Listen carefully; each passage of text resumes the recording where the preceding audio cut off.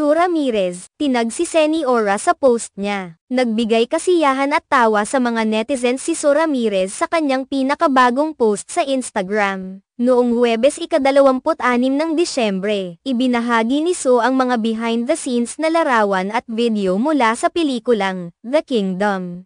Ang nasabing pelikula, na pinagbibidahan nina Vic Soto, Piolo Pascual, Sue, Sid Lucero, at Christine Reyes, ay isa sa mga kalahok sa kasalukuyang Metro Manila Film Festival, MMFF. Sa kanyang post, naglagay si Sue ng isang nakakatawang caption at tinag ang social media personality na si Seni Ora. Papik muna si Dayang luwalhati bago ipakidnap ni @seniora.official, biro ni Sue sa kanyang caption. Sa pelikulang The Kingdom, ginagampanan ni Sue ang karakter na si Dayang luwalhati, isang papel na ibinigay sa kanya sa direksyon ni Michael Tuviera. Ang biro ni Sue sa kanyang post ay agad na pinuri ng mga netizens, na nagustuhan ang kanyang natural na pagpapatawa. Tuwang-tuwa ang mga fans dahil sa kanyang pagpapakita ng magandang vibes at positibong aura sa likod ng kamera. Si Sue ay kilala hindi lamang sa kanyang talento sa pag-arte kundi pati na rin sa kanyang mga nakakatuwang social media posts na madalas magbigay ng kasiyahan sa kanyang mga tagasunod.